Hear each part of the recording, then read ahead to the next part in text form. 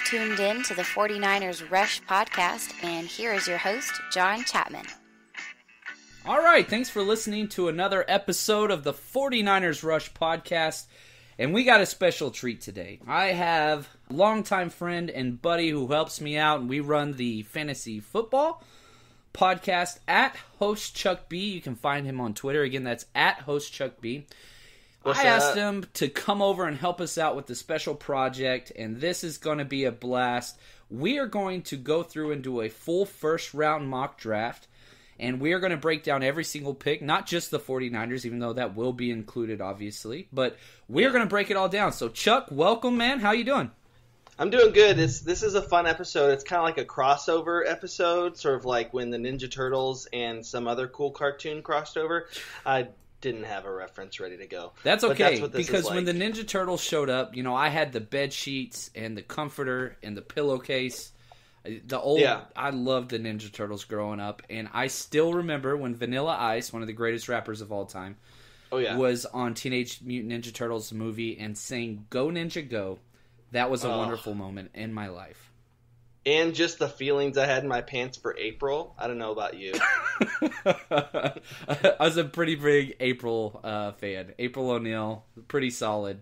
Megan Fox, I thought was a good casting. I have children, so I have to watch these wonderful movies, and not going to be mad every single time that comes on. Going to be honest. I'm going back to the 1980s April, where Casey Keenum is giving her the massage, and that awoke in my manhood at an early age. I knew I liked girls right then and there. There you go. All right, reporting live with Fox 4. We have April O'Neil and Charles just hit. April O'Neil. Very nice. Very nice.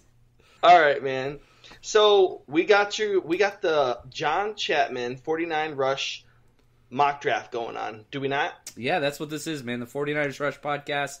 This is going to be a lot of fun. We've spent so much time watching film, writing up scouting reports and all these things, and it's getting into that time where we can start to plug in who's going where. And even today, a huge trade in the division with New England shipping Brandon Cooks off to the Rams for exchange for a first-round draft choice. And so that changes things up, and we're going to be talking about that today as well. Well, that's amazing. So before we jump into the picks, let me just kind of ask you a little bit about your process. So what was the criteria or philosophy that you thought of when you put this all together? Right, so there's lots of different ways to do a mock draft. One is what you think the team will do, and then the other one is what you think the team should do. Obviously, there's some hubris that goes with this because you are stepping into 32 different teams' shoes and trying to figure out what fits their needs and understanding what's going on. So, the number one criteria that I put into this is what my big board, what I saw, and how I value these prospects, because I don't know what the big board for each team looks like. So, best player available, which is always going to be there, but then you have to adjust that for scheme fit, what they run. And then probably one of the things I look to most is valued positions in the NFL. So obviously quarterback is number one. I think number two is edge rusher. Then we jump down and you have left tackle and cornerback. And so you'll see that as we go through this. Those positions always seem to get pushed up the draft board. It's never fails. And then the last thing is team needs. Everybody can say that they do best player available, but it's weird how that always seems to fit where their holes are on their roster. So each team seems to always adjust what their best player available is to what their needs are as well. So I combine those things, and that's kind of what we got here. So without further ado, man, if you're ready, let's jump through all 32 teams. I'm ready, and just to make sure to clarify, you're not like the Raiders. You're not going to take Janikowski in the first round, basically. Nope, not taking Janikowski or Darius Hayward-Bay at pick 7, not doing that. Or even Garyon Conley last year. God, that was such a wasted pick. We could say that now. Obviously, that was just terrible. I think he's probably going to be another year or two before he can play, even if he can play. Lots of legal issues. Goodness, why would you draft that kid? You need to be a GM, my friend. Well, here we go. First on the clock. I wish I could make the sound perfectly. Blue, blue, blue. Don't know. That was really bad. First up, you guys know who's first. Even if you came back and you were dropped off at some point in history and they're like, who do you think has the first pick in the NFL? Like, well, if I'm a betting man, the Browns do. So, the Browns, their needs are QB, cornerback, tackle, and safety. Who do you have? Yeah, I think number one, and there's a lot of debate on if they should go QB first or if they should try to go out and get Saquon Barkley first because he might not be there at 4. But the Browns have messed up so much in the past by jumping out and letting teams jump in front of them and take amazing quarterbacks like Carson Wentz, Deshaun Watson, Patrick Mahomes. The list goes on and on. But I think finally they get a QB, and people are saying it's going to be Josh Allen. That's the new draft buzz. But heck no. It's going to be Sam Darnold. I'd put a 75% chance that this is what happens. You can't predict a lot. This just makes too much sense. Now, he's not my number 1 QB. He's my number 2. But the talent is there. 6'3", 221. And the thing about Sam Darnold is he is kind of your picture-perfect, prototypical quarterback. The mentality is there. He has that gamer tag on him.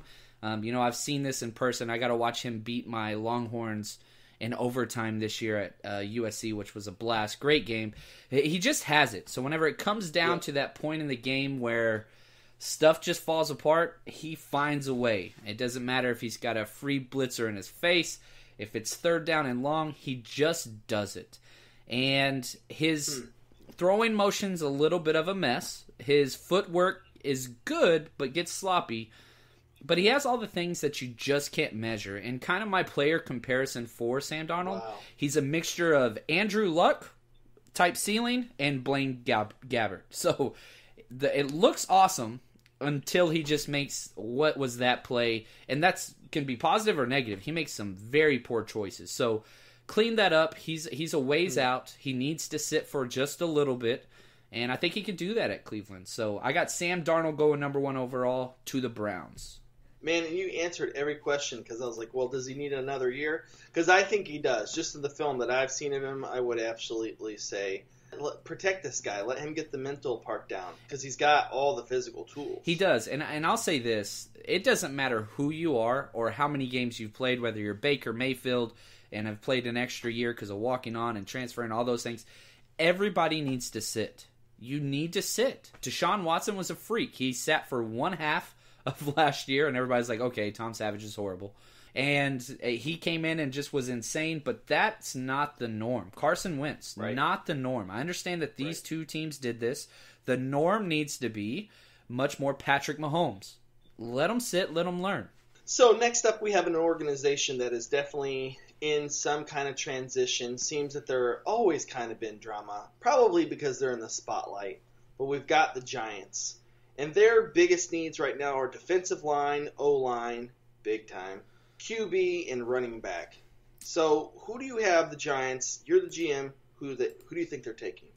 It's interesting because they have so many holes.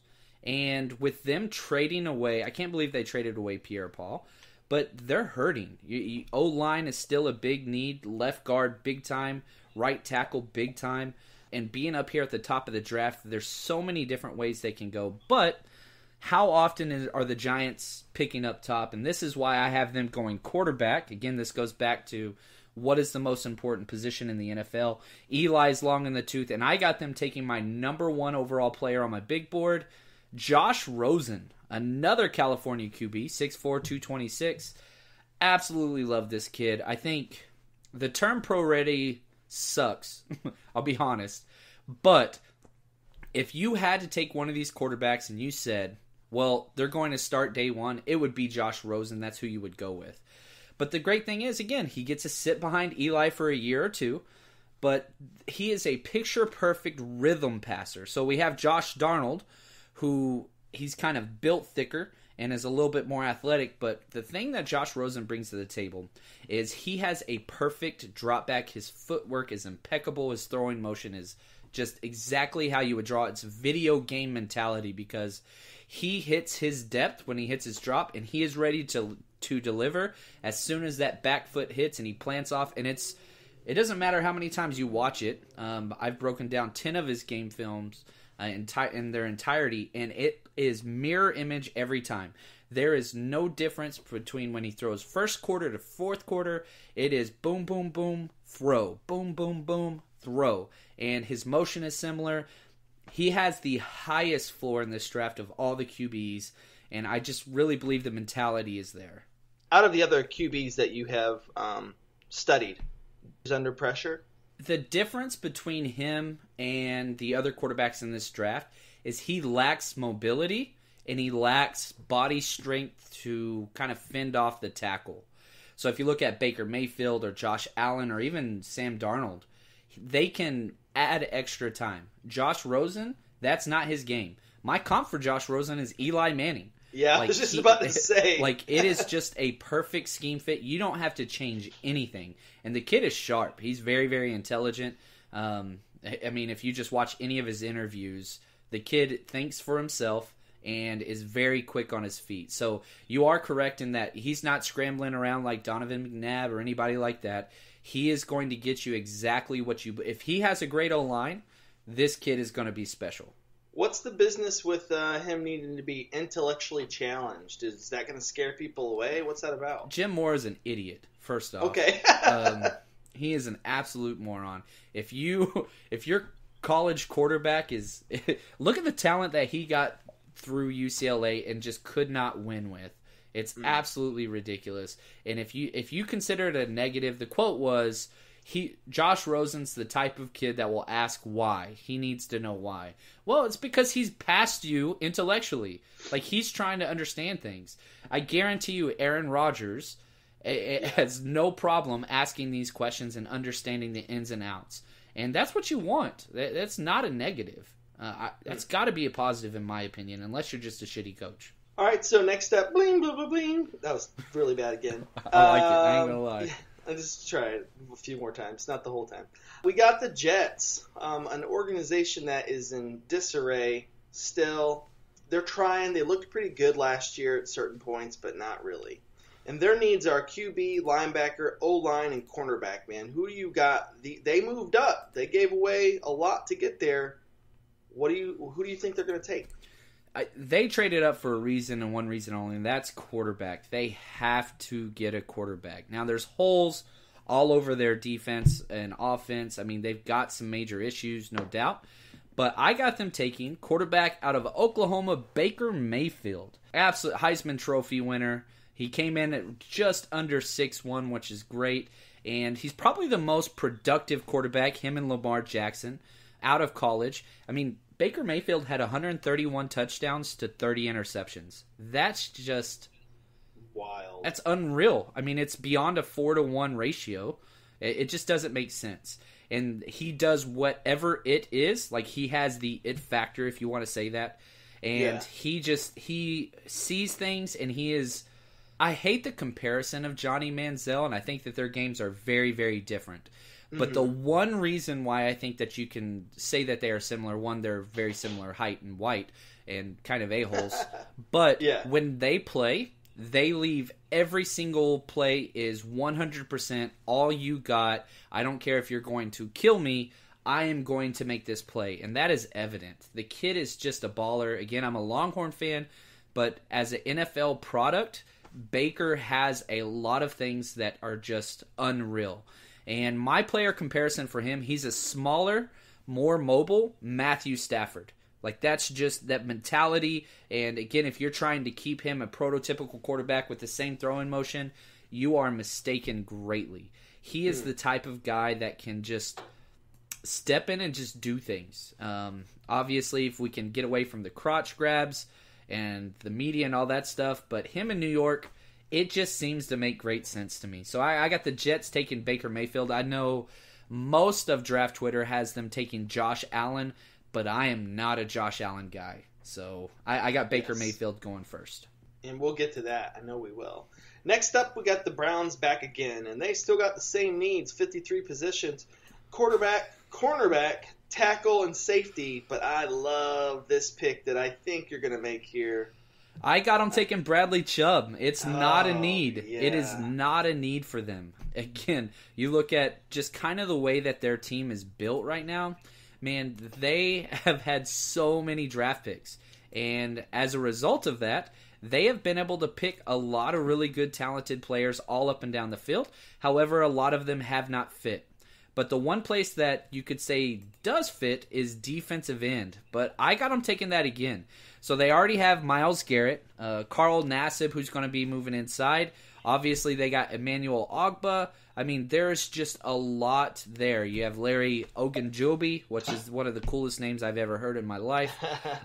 They've got a lot of talent, but I have Bradley Chubb rated out just slightly below. I have the exact same grade on him as I gave to Bosa. So just so you understand, like, kind of how he is. I have him below Myles Garrett, below Von Miller, but tied with Bosa.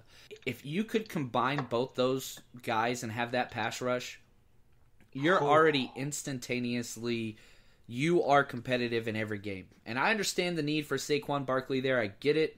It'd be really, really fun. It'd be cool. But, again, if you go back to what positions are the most important in the NFL, pass rushers number 2. You got quarterback at number 1, and you not only solidify, maybe you have one of the best pass rushing trios in the entire NFL outside of probably the Eagles. Well, that's what I was going to say, is that it's a copycat league. And I've been saying this, and I think people, maybe because I'm an Eagles fan, sorry Niners fans, I respect you, and you are technically my second favorite team, so let me just put that out there in the atmosphere. Very much support you guys.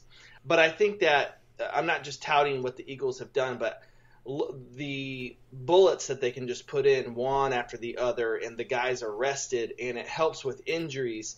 And right now, to me, this year, the past few years, has kind of been some of the weakest offensive lines I think the NFL has produced outside the Cowboys and a few others.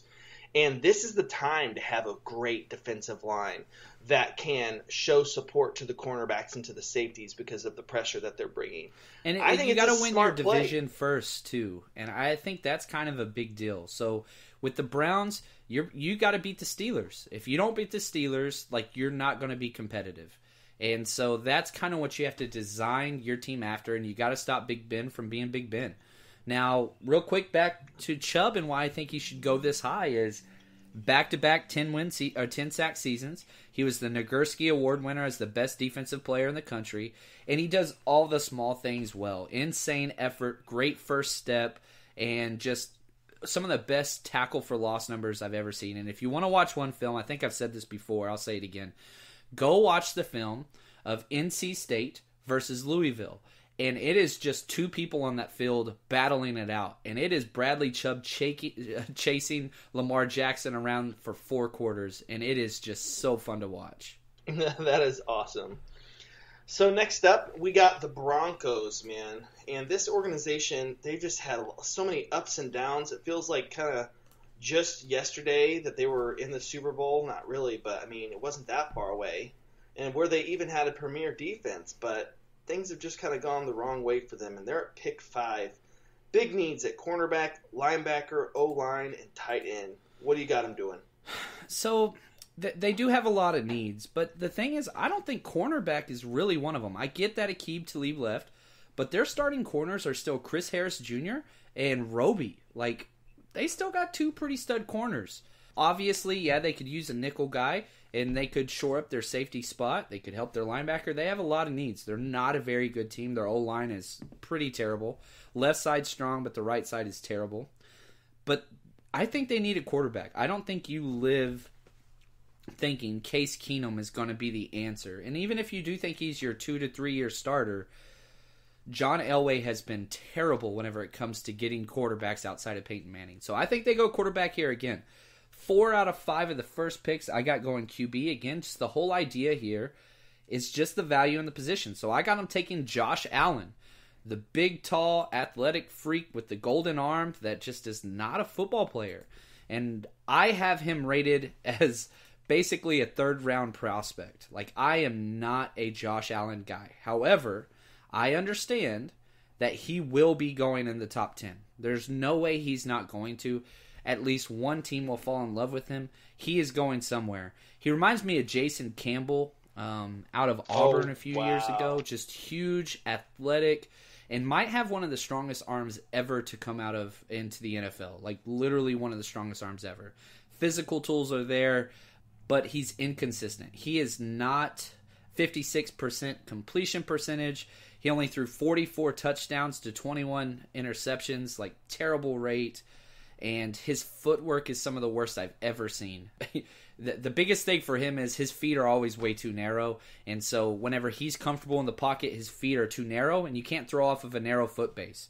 So as soon as you go to throw the ball, you have to change your footwork. Namely, you have to widen your base, step back, and then step forward, which creates a rocking motion and causes you to throw the ball into the ground or too high if your shoulders are not correct. And almost every single throw that you watch him, he's somewhere different. So he is a huge project play, and with Case Keenum there, they could sit him and kind of see where that goes. I hate this pick, but I know he's going in the top 10.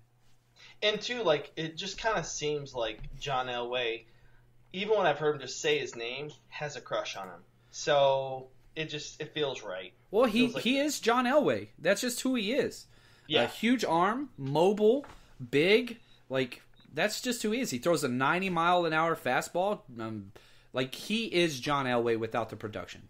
Yeah, in the baseball career. All right, next up you've got the Colts. Again, man, these organizations, as I look at them, it's like at the top of it, people who just aren't making wise front office decisions, and that is the Colts. Their needs are defensive line, linebacker, offensive line, wide receiver. But I see who you got them taking, and I don't know, my brother. I don't know. All right, I got him addressing linebacker and trying to shore up the middle of that defense. Their linebackers are terrible, and Morrison and George it's just all bad. It doesn't matter where you look. It's all bad. It's all bad. So I got him taking Roquan Smith, and the main reason why I got him taking Roquan Smith is he is an immediate need and a can't-miss prospect. He is phenomenal. Defensive Player of the Year in the SEC, 137 tackles with 6.5 sacks. So he helps because he's a great blitzing linebacker. He can cover. He does everything well. The problem is he's a little bit smaller, 6'1", 236, and he's much more of a bounce off blockers. He's not your light. He's the opposite of Reuben Foster. Okay, so if you look at Reuben Foster and these huge bone-crushing hits and standing up Leonard Fournette, you're not seeing that. This guy just makes every single tackle. That's just all he does. He is very fundamental. He's Ryan Shazier. Super quick twitch machine that's very disciplined and wrap-up tackler machine. He just gets everything done. And this just seems to shore up their biggest need on defense. And if Bradley Chubb was there, he's not getting past the Colts. That's who they want. They traded back. I think they're going to lose them because they did trade back. But Roquan Smith, absolutely not a bad play here. I get after hearing you talk through it, it does make sense, and especially since they missed on Chubb, they got to address defense. I mean, they just got to. It's going to be a defensive pick, but I'll be honest with you, if as a fantasy football guy, if the Colts get Saquon Barkley, game over. Oh my gosh, game over. Like, yeah. If Frank Gore can be a top 12 back 2 years ago fantasy-wise and a top 24 back this year, you put Saquon Barkley in there, oh my gosh. Fantasy-wise, I think it would be just so amazing. That would be beautiful. And again, I think that's what the heart desires, but staying disciplined. Next up, we got the Bucks. Oh. Their needs are cornerback, famous Jameis and his crab legs, defensive line, running back and safety. Do you think he falls this far? I don't know. This is the farthest that I have Saquon Barkley falling. He's not getting past the Bucks. So I got Saquon Barkley going number 7. He's probably going to go sooner. He can go number 4. He can go number 5. He can go number 6. But I think that 5 to 7 range is going to be where he goes. And just, man, it's going to be fun to watch. I'm not a Jameis fan, but it's what it is. His agility is second to none. He never lets the defenders get a clean hit on him. He can do it all. I mean, he's stronger than Muscle Hamster was. So if you look at Doug Martin, like, he's that big. He's 233 pounds, but way faster, way stronger in every way. He's going to be great. So whoever gets him, just hats off. It'd be fun to watch. Oh, man. Muscle Hamster. And the thing is, too, real quick about Jameis is that I just couldn't believe when we watched Hard Knocks when he said he doesn't pay attention to the down and distance. I probably fell out of my chair knowing that a professional quarterback who's making millions of dollars doesn't check down and distance. We teach that at the middle school and high school level. He's like, oh, my bad, coach. And I just can't. First off, you did sound exactly like him. I thought we had Jameis Winston on here just now. Well, it's because I lived in Florida for a while. I can kind of match the... That's what it is, I'm sure. But, yeah, I'm just not a fan of Jameis Winston as a human being.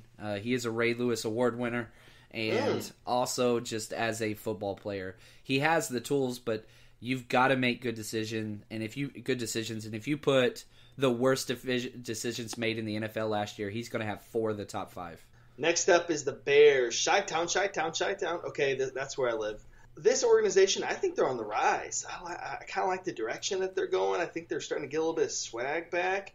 And their needs are corner, defensive line, linebacker, and offensive line. Who do you got them taking?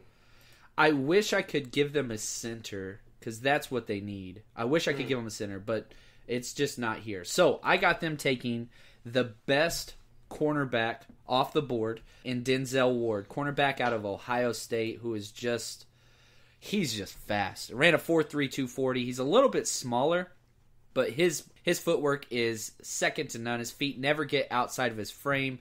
Very fluid hips. Ball skills are a little bit of a question mark for him, but he's only had 2 interceptions in his entire career. But he is just exceptional. He is a mirror match corner that wins in the first 3 seconds of every play. It's so fun to watch him, and he completely shuts down stud wide receiver. So DJ Moore, like the new guy that everybody's in love with and thinks is going to be the first wide receiver off the board, shut him down 2 years in a row, and he did nothing against him. He's incredible. So I got him taking Denzel Ward, even though I understand that they have 2 good corners already in Fuller, Prince Amu Kamara, but I don't have faith in Prince staying healthy, and that's just such an important position in that defense. Next up, we have the most important franchise in the NFL on this podcast, the 49ers. I like you playing to the crowd. I love it. I love it. And, they got some needs. Gosh, what a team that's turned it around so quickly. Very excited for this team. Very excited. These guys their needs are edge rushers, linebackers, offensive line, and wide receiver. Who do you got them taking? Again, I go back to the idea of best player available, and he's probably not going to last this long. I got him taking, in this situation, guard Quentin Nelson, my number 2 overall player on the big board. They definitely could go linebacker, and I think if he is gone, I think that's where they go. But look at our division. The Rams, the division winners, just picked up Ndamukong Suh to pair with Aaron Donald. Jesus, that doesn't even make sense. And you got to stop that twice a year if you're going to win that division. You got to at least win 1 out of 1, which we've won most of our games against the Rams lately. But they are on the rise. I mean, just today they traded for Brandon Cooks. Good Lord. So I got us going Quentin Nelson, which will give us Richburg at center, Nelson at left guard, and Josh Garnett at right guard. And I absolutely love that O-line. I hope that happens. Everybody knows about Quentin Nelson, probably the highest rated guard to ever come out of the NCAA for the draft. He's just a human highlight reel. Again, he not only pancakes people, but I've counted on 5 different occasions where he teabags them after he knocks them on their back. So he'll knock them on their back, and then as he gets up off of them, he always does the one knee by their head and rubs his taint across their face. And he might be one of the best pulling guards I have ever seen. He is great with his hips, and, man, he is just awesome. 6'5", 325. Absolutely would love Quentin Nelson being there. All of that, there's a lot to love in all of those highlights that you just gave, and the highlight was the taint piece out of all of the things you said. Lots of love there. Yeah, he's not very nice, and absolutely love it. I mean, that guy is just, whoever gets him is going to be so happy. Next up is the Raiders organization. They got 1 more year in Oakland, right? Yeah, 1 more year, and then I'm going to a game out in Vegas. I just got to. I love Vegas probably more than I should, and just to see a game out there would be cool. I'm not a Raiders guy, but I love going to all the stadiums, and that's going to be a must. For sure. And so whenever we think about the Raiders, their team needs are cornerback, linebacker, offensive line, safety. You just got to think about who's the fastest, strongest person the whole entire draft. And maybe they might draft. I don't know. That's what it is. I got them taking Tremaine Edmonds, linebacker out of Virginia Tech, who is just a freak, 6'4", 243, and he's only 19 years old. Whenever the season starts, he's going to be 19. Just a freak.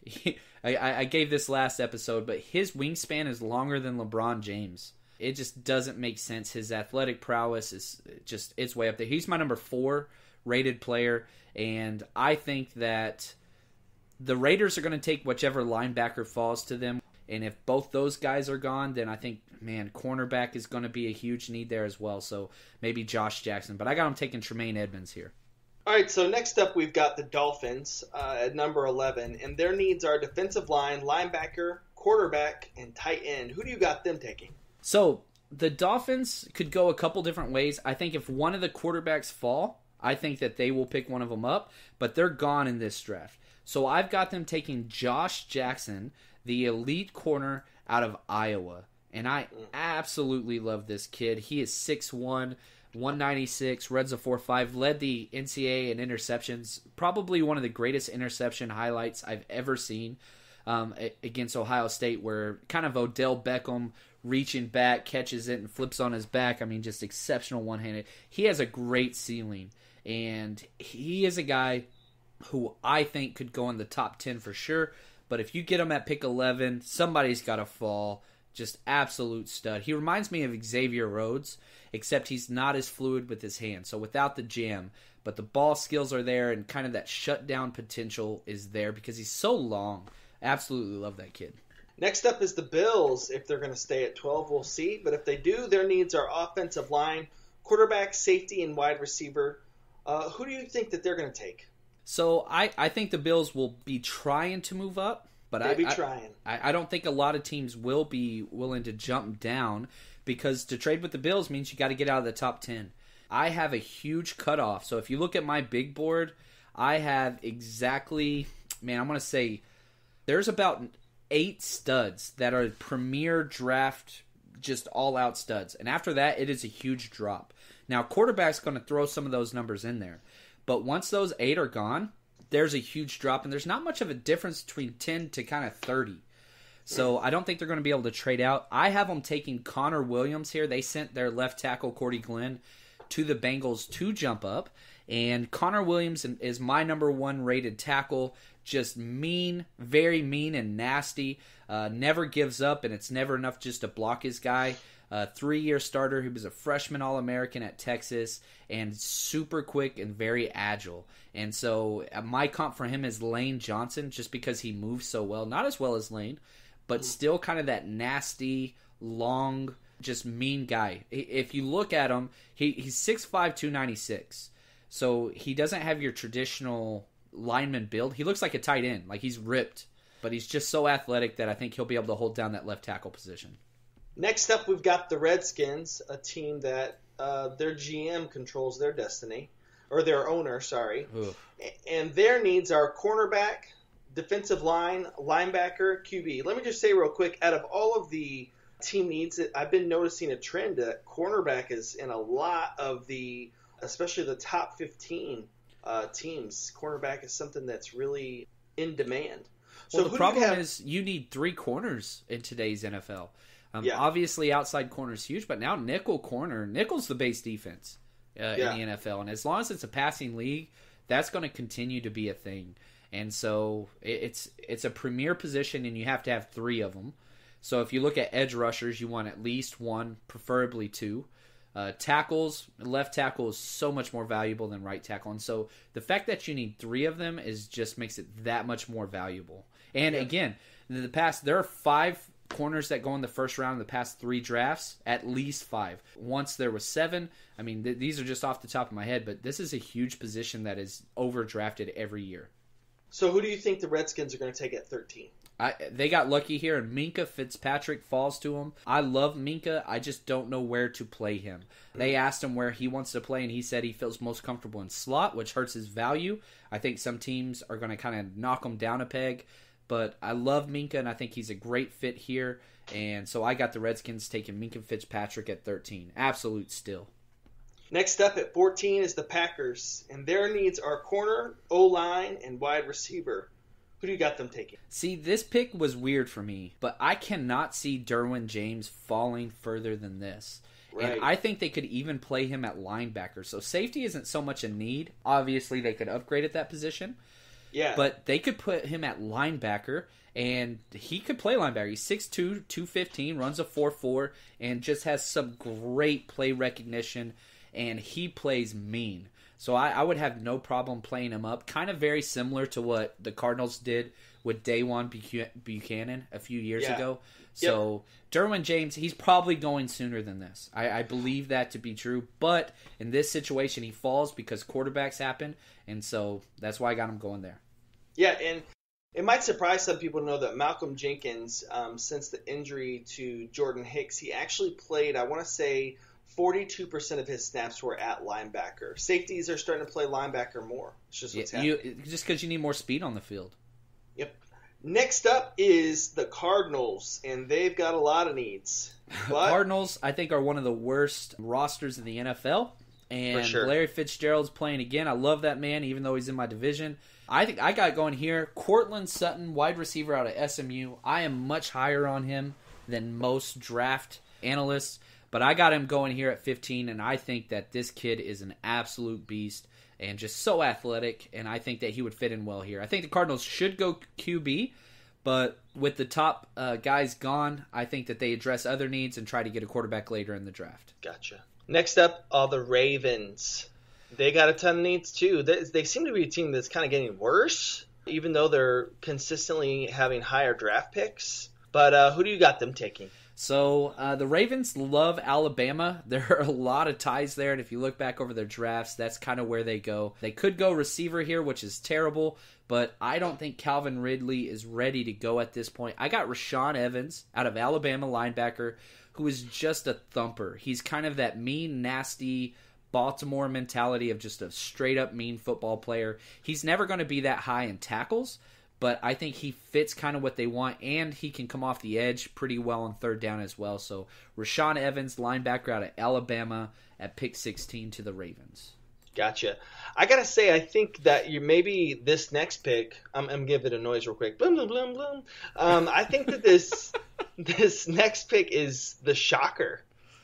I think that this is a shocking pick that's about to surprise the listeners. I do. So Go ahead. You do the thing. I'm excited too. Okay, I think that this surprises me. All right, at 17, the Chargers, they've got defensive line, linebacker, O-line, and QB as their needs. But John's got him taking somebody kind of different, kind of somebody out of the left field a little bit. Yeah, Malik Jefferson. First off, the Chargers, they don't have a lot of needs. Obviously, they can address those positions, but they have a solid roster, and I think one of the most complete rosters in the NFL. So why not just take a huge swing for the fences here and get somebody that can kind of do everything? Malik Jefferson is just an athletic freak that can do a little bit of everything. Played all over the field at Texas for different systems and different positions and can kind of do everything, but he is fast and he is mean. And I really do think that he could play will and could shift inside or outside. He's just got so much value because he can be a pass rusher and just a traditional inside linebacker. So this just seems like a fun pick for me, and why not? They don't have any immediate needs. They're trying to win now, and he could step in day one and play many different positions and different roles there. Gotcha. Next up are the Seahawks, seemingly losing all of their team. They need a lot of people. Who do you got them taking? So I got him going pass rusher, and I got him taking Harold Landry, edge rusher out of Boston College, 6'2", 252. He's kind of an undersized guy, and he would step in day one of that Michael Bennett role, except he'd probably stay outside a little bit more. I think Harold Landry's going to go earlier than this, and I could possibly see him go to number 9 to the 49ers.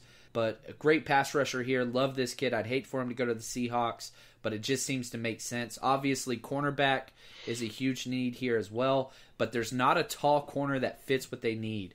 Mike Hughes is here, and I think the value would be good, but he's a smaller guy, and Seattle doesn't like smaller corners. So I got him taking Harold Landry.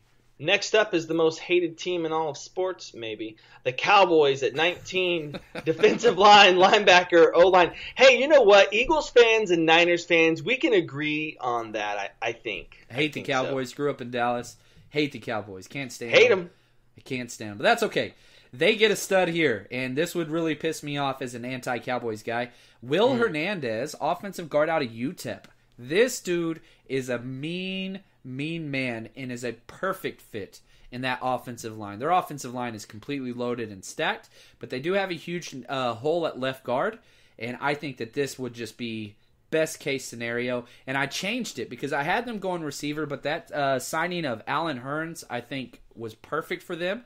And if they keep Dez and don't cut him, Will Hernandez here, you have the best offensive line in football, and it just got even better. And that Dallas crowd will love this kid. The fact that they get to put Hernandez on the back of their jersey is going to be a very popular thing in Dallas. Yeah, I think you're right. That's well said, man. They have a huge following down. Obviously, it's in Dallas, and I think that would just be a huge instant fan favorite. I remember the Nahara jerseys. I had one back in the day. Exactly. For the Mavericks. I mean, I'm with you. Good call. Only Texas people understand that comment. Nope. All right, next up at 20, we got the Lions. This, are they good type of team?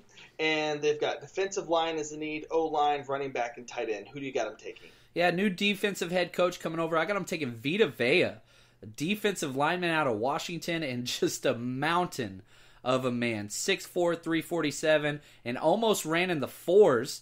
The 4.9s, he ran a 5'1", just an absolute mammoth of a man. I think it'd be a perfect fit here.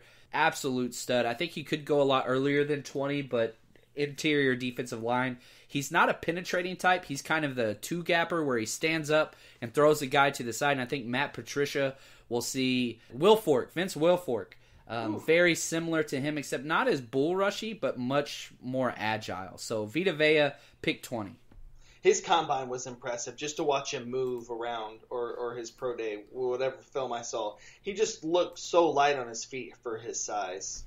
Yeah, he's a beast. He's fun to watch. Next up is the Bengals. After trading down, who do you got them taking? Man, this is going to be kind of a shocker because I think they go quarterback. Andy Dalton wanted an extension. They said, no way in hell. I think this is Marvin Lewis's last year, and I think they go quarterback Lamar Jackson and change things up out of Louisville. This would be a perfect scenario. Could you imagine A.J. Green, Joe Mixon, and Lamar Jackson on the same team? That would be so fun to watch. Would absolutely love this pick. Not a Bengals guy, but it would be fun just to see him in that system. It just feels like something strange is going on in that organization. It's just odd. It feels like they're really not dedicated to winning, but really preserving Marvin Lewis and his livelihood. I don't know, but there's a reason why Carson Palmer left 6 years ago, and he was very, very smart. He played it right. Yeah, not a fan. All right, so next up, they still got 2 picks in the first round, and here's the second one with the Bills. Still got a lot of needs. Who do you think they're going to take? Exactly. So we had them going offensive tackle earlier, and I think they get that quarterback to groom behind the situation that they're in. I got Mason Rudolph, who I've rated pretty high. I have a second-round grade on him, but again, if you get a quarterback in the first round, you get that fifth-year option that is huge as far as contracts go. You get another cheap year at quarterback. Mason Rudolph throws the best deep ball in this draft. 92 touchdowns to 26 interceptions, and I think he is very undervalued. He needs way more talk, and I know this is 6 quarterbacks going in the top 22 picks, but there are 6 quarterback-needy teams. I think there's more than that, actually. So Mason Rudolph, my 6th and final quarterback, spoiler alert, going in the first round here. All right, so next up, and I love it, is the Patriots. After the trade today, and I kind of feel like we're not done trading. I feel like that there's going to be a little bit more movement in the first. Not much more, but one more at least. So we'll see what happens with these mock drafts. But the Patriots at 23, who do you got them taking? I got them, so I had to change my entire... I finished this late last night, and the trade happened today. Had to redo about 6 different picks because it's just what the Patriots do to us. Right. I got them taking tight end Dallas Goedert out of South Dakota State. Love this kid. South Dakota. He is the best receiving threat tight end in this draft. Amazing hands, several one-handed catches, and I think he steps in day one. He can play alongside of Gronk, but if Gronk is gone, then I think he steps in and he is a starter day one. I don't think the Patriots are staying still. I could see them trading up and getting a pass rusher, but this would not surprise me at all. They will be taking a tight end at some point in the first 2 rounds, which they have 2 first-round picks and 2 second-round picks now. Yay, the rich get richer. Right. Now, I'll say my theory is I think that the Patriots will make a move, like you said, for a pass rusher or for defensive line, period, because just in listening to Belichick talk post-Super Bowl, one of the things that they talked about was the Eagles' ability and other teams' ability to run on them and lack of pass rush. So they didn't get 1 sack in the Super Bowl. I mean, you've got to change that. And so now I will say this. They get 2 key players back from last year. They got one of my favorite players last year in the 3rd round. Let me look. Phillip Rivers. There you go. Look at you. Yeah, Derek Rivers. He, man, absolutely loved that guy. And he got injured right before the season started, and that was huge. And they got Adrian Claiborne as well. So they're getting a couple edge guys over, but they still need more. And I think they'll keep James Harrison. He played great down the stretch. But Derek Rivers is going to get a shot, and so is Adrian Claiborne. But I don't think they have enough. Real quick, so just a quick break in terms of I got a random question for you. Because I'm looking through this mock draft, I'm looking through the picks here, and usually there's a sweet spot of like, okay, obviously the studs are off the table, but then there's these 8 to 10 picks where like, man, there's still so much great value here. The end of this draft, I don't know if I've seen a draft that I've liked more at the tail end, and maybe it's because of all the QBs at the top, but there's still so much value left. There is, and I think the sweet spot is going to be last year we saw all the trades take place at the end of the first round. Yeah. Because with the new CBA and the way that they slot the draft picks and how much they are making, plus that 5th-year option, it really makes those first-round draft picks worth so much. So you're talking 24 to 32. That is, man, if you can get in there, because you're going to get all these players fall. And once we're finished with this mock draft, I'll do a rundown of players that I considered at certain positions really quickly. But if you can get there and lock up that 5th-year option, it gives your team so much financial freedom. So, okay, I just want to say that because this next pick I think is a huge value pick. So we got the Panthers up, and they got needs: corner, defensive line, O-line, wide receiver.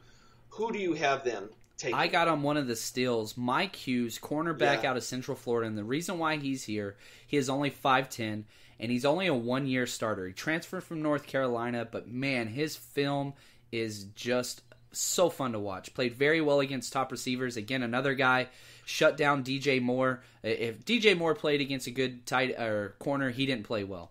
Anthony Miller of Memphis, he held him in check pretty well as well. So Mike Hughes is a player. Gosh, what a steal for the Panthers here. Next is a name I'm gonna like to say, probably get it wrong, but I'll let you mess it up. But next is the Titans. I think an organization that's just, they're at the crossroads, Either they're going to be a successful team or they're going to take some steps backwards, because it's now or never, in my opinion, for this team. Mariota's had plenty of time to develop. They've been adding pieces, the bookend tackles, all that. It's time to go, Titans. Who do you got them taking? Man, I love this pick. Leighton Vander Esch out of Boise State, which is Leighton Vander Esch. How cool of a name is that? Oh, man, I love it. I was able to jump on the radio with a Tennessee Titans midday 180 radio and talk some Titans football with them. And this is just a guy that I think fits just such a perfect need. Plus, you got Vrabel, the head coach. Why not give him a linebacker so he can coach his position whenever it's a huge position of need? I just think this is a perfect fit. And it's a little early for Vander Esch. I have a second-round grade on him, but the fit is just too ideal here. And so we'll see this. So even though I don't have a first-round grade on him, this is the position where I think guys like this start to go. Gotcha. Next up is the Falcons, a team that I think takes a big step backwards next year. Prediction: you lose all your defensive line and other players. I don't think it's going to go well for you. So obviously they got a ton of need. Who do you got them taking? This is a weird one. I got them taking Christian Kirk. They lost Taylor Gabriel, and their numbers on offense went down. A lot of that had to do with losing Kyle Shanahan, but hey, that's what it is. So here they are right here. I got them taking Christian Kirk, who I love, who fits perfectly in the slot and is just a home run hitter waiting to go. He's a different type of human, and whenever he runs with the ball in his hands, he has a very similar stride to Odell Beckham. It's a thing of beauty. Again, this is a Longhorn fan hyping up a Texas A&M prospect, so you know he's got to be good. Yeah. Absolutely love this kid. Led the NCAA in punt return average 2 years in a row. I think that he is the type of guy that can help extend, because for some reason Matt Ryan cannot throw touchdown passes. He can get them very close. He just doesn't throw touchdown passes. This is a guy that can take the top off of a defense. Really like this kid, Christian Kirk. Maybe he doesn't like to throw touchdown passes. He's scared. You ever think about that? Next up is the Saints. Who do you got them taking? Man, one of my favorite players in this draft, center James Daniels. Oh, man, I absolutely love this kid. Center out of Iowa. He is the definition of a quick and athletic center. His feet are quick. Never loses balance. Very fluid hips.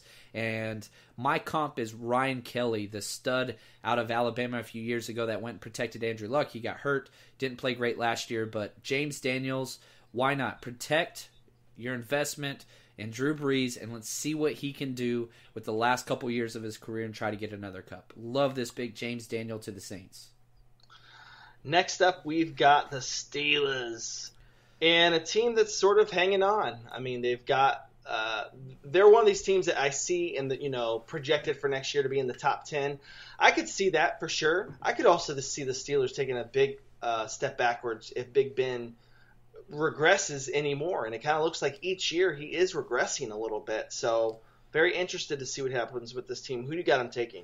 I got him replacing Le'Veon Bell. I know you got Le'Veon Bell one more year, but I got them getting the most versatile running back in this draft outside of Saquon Barkley.